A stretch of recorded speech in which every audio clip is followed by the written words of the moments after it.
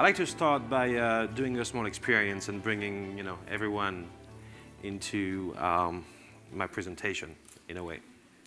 So please take a few seconds and have a look at your feet.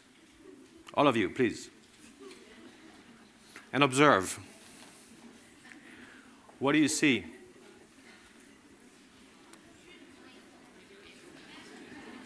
Shoes, right?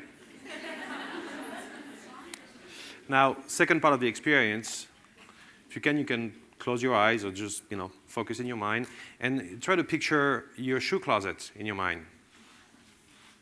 You're there? Now, how many pairs of shoes do you have in your shoe closet? So, last part of the experience, if you have more than one pair of shoes, raise your hand. Keep your hand up. If you have less than 5 pairs of shoes, you can lower your hand. Less than 10, you can lower your hand. 25? Be honest. 50? Ladies, be honest. 100? All right, you can lower your hands. Now, the primary function of shoes is walking? No. The reason why walking is an excuse. The reason why you wore those shoes today is because of where you stand in shoe culture. Now, shoe culture is the theme of this presentation, and I'm going to try to fit a lot of information into a few minutes, so please bear with me. But before we get into what is shoe culture, I'd like to take a few seconds to tell you or share with you what the effect that it has on us. And so shoe culture dictates what we wear on our feet, when, and for how long. It also makes you believe, or makes me believe, that we have to spend a lot of money on shoes, and we own a lot of shoes. It flatters, increases the length of your leg, makes you appear or feel taller, thinner. It also hurts, short term and long term. But the scary part is, most of us don't even know why. And so that's a reflection that, an idea that kind of struck me 10 years ago. And so I decided back then to take a trip into shoe culture and into people's psyche to understand why. And after 10 years, lots of research and 2 films on the subject, I brought back a few insights. And that's what I would like to share with you today. Now, first insight, men and women are different. I guess you probably would have guessed that, right? But in shoe culture, it's very important. So I don't have really enough time today to go through every shoe and every shoe culture. So, because there's men and women in the audience, we're going to talk about sneaker culture, as it relates mostly to men, and high heel culture, which is, of course, the prerogative of women. So we'll start with guys because there's less to say. Sneaker culture.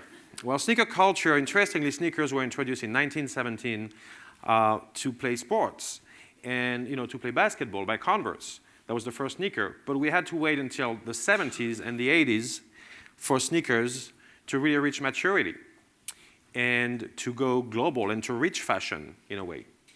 And that's the first thing to keep in mind. What's interesting is, despite the myth about it, it's not athletes that brought sneakers into style and fashion. It is actually rappers and hip-hop. And indeed, it is the marriage of basketball and hip-hop that gave birth to the sneaker culture as we know it today. Now, the first sneaker to be introduced in fashion in a way to be adopted by the streets was the Puma Clyde, mid-70s. And why the Puma Clyde? Because it was named after a basketball player called Clyde Frazier. Now, he was a basketball player, but he was also, I'll say, the grandfather of Snoop Doggy Dogg. He was the first to rock the pimp look and to really express style, on his way to the basketball court. But really, the defining moment in sneaker culture comes up in the early 80s with a rap band called Run-DMC. And what happened with Run-DMC is quite exceptional because they love their sneakers. They love this specific shoe, sorry, behind me, called the Superstar, also called the shell toe Adidas. You can see the tip of the shoe looks like a shell.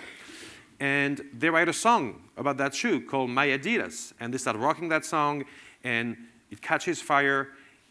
And they realize that, they are helping Adidas to sell millions of dollars of shoes.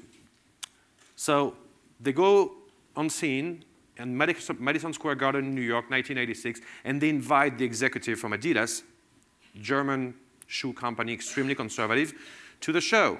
And now there's 15,000 kids in the audience, and at some point DJ Run takes off his shoe, shows it to the crowd and said, show me your shoes. And everyone, as they were singing My Adidas, and everyone pulls up an Adidas, and the executive from Adidas are baffled. Make a long story short,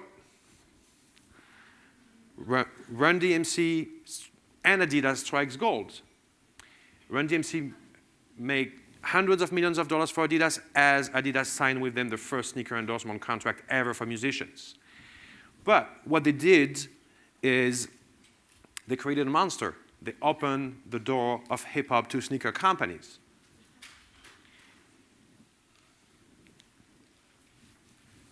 Hello? Sorry, there's a little confusion in the back room. So following Run-DMC's footstep, pretty much every rapper jumps on the bandwagon. Fresh Gordon comes up with My Feelers. Heavy D praised Nike. Busy Bee endorsed Converse. Beastie Boys exposed Adidas to the punk rock audience. Jazzy Jeff and the Fresh Prince played the Coq Sportif. And LL Cool J becomes the official trooper for troops. And now pretty much every brand and rapper raises the stakes, going from a culture to a cult, until a new, bold and black superhero shows up right here in the city of Chicago.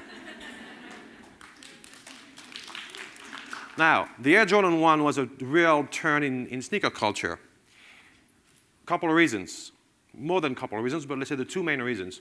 One, it was a basketball shoe literally embodied by Michael Jordan, but Nike had Spike Lee, who was an urban legend, already an urban legend, direct the entire communication process. And Spike introduced the duo Michael Jordan, Mars Blackmon. He played Mars Blackmon. I don't know if you remember those ads, from the 90s, incredible.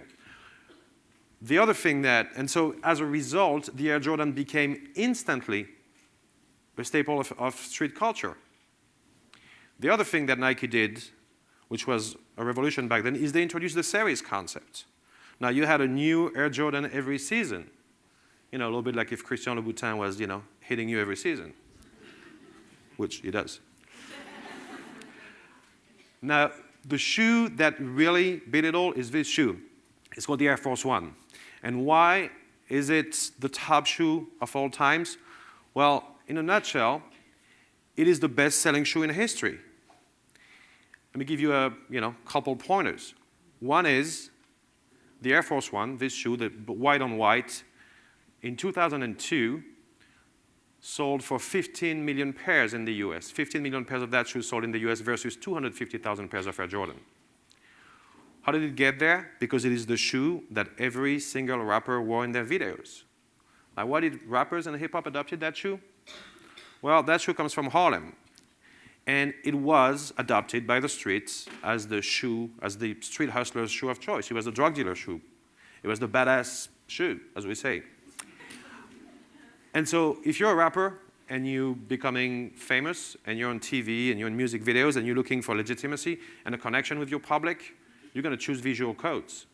And so they pick up that shoe as the sign that they were legit. Second thing is, hip-hop moguls started to wear that shoe only once as the symbol of their newly acquired fortune.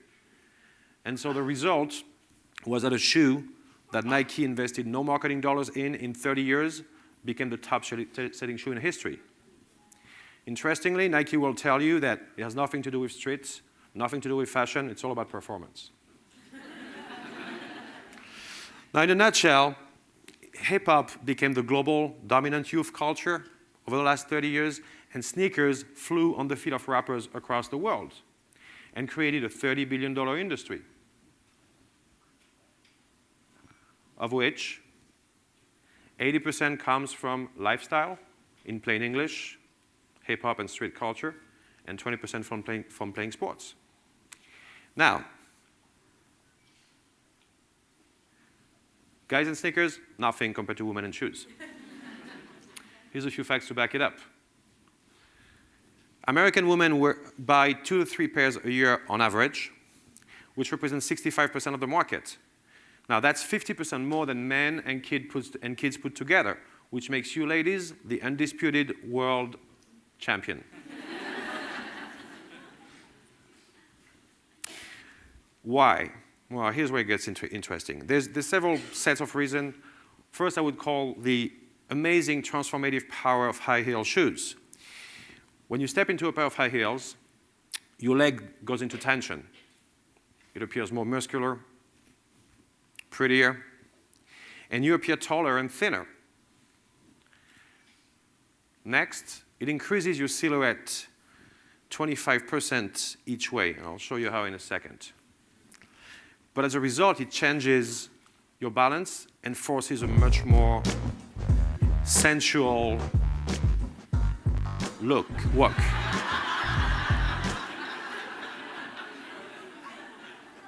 This is real.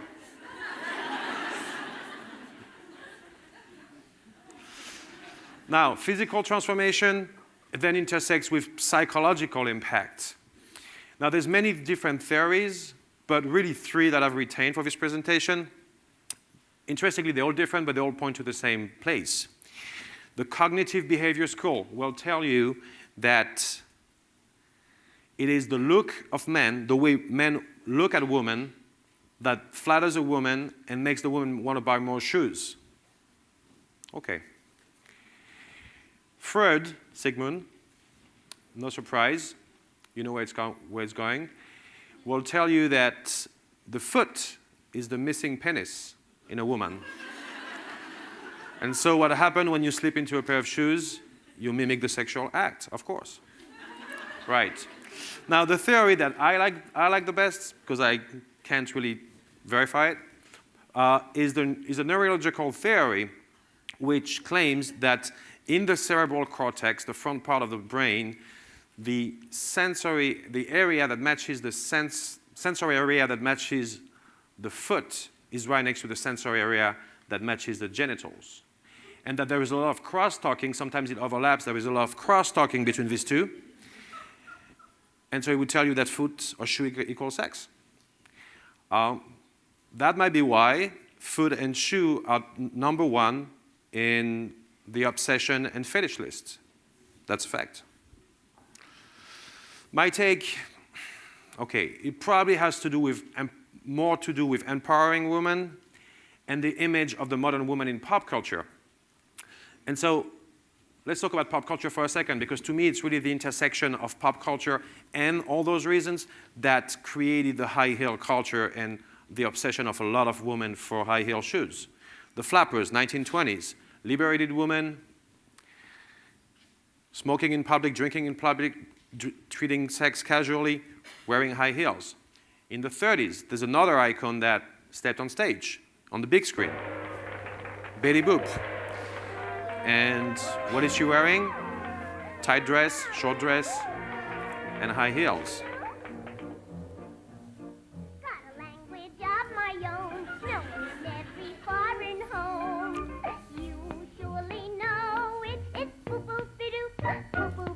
All right, Betty. In the 40s, during the war, interestingly, there's a dichotomy between the modern yet tough image of women, we can do it, and the image that at the same time men's have in their barracks across the ocean. What they're fantasizing about are pinups, totally different images. What are pinups? Very sexy images of women wearing high heels. Interestingly, right after the war, it's that second image that, quote unquote, prevails. And at the same time, a huge technological advance, the stiletto, is a tremendous breakthrough. Two things about the stiletto. As all of you know, stiletto means sharp knife, small dagger in Italian. But what it is the insertion of a piece of metal in the heel that allows high heels to go much higher without the fear of breaking or ending up in a catastrophe. And that single-handedly changed shoe culture for women forever. Stiletto was immediately adopted by Hollywood, Marilyn Monroe, and it became the symbol of the new liberated, sensual, desirable woman. At the same time, another icon appeared on the scene, Barbie, whose feet I shaped to wear only high heels. And as you know, Barbie is probably the first exposure of most little girls on the planet to beauty and fashion. But it's really in the 90s with television and Sex and the City that high heels came out of the closet, so to speak. Three things happened with that show. One, it made official the link between seduction, sensuality, and high heels. Two, it made it okay for women to obsess about shoes in public. And three, it took high-end designers out of the closet and made them stars. Shoe cobblers became stars. Now, the high heel culture now, where are we? Well, interestingly, and that's my take on it, a lot of the fetish codes and sexual codes of the 70s and the 80s are in most of high heel shoes today. Patent leather, very thin high heel, ankle strap.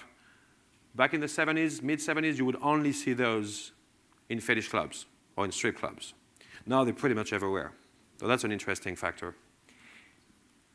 Shoe cobblers, as I was saying, became stars. The Christian Louboutin, Manolo Blahnik, Pierre Ardis of the world have become household names.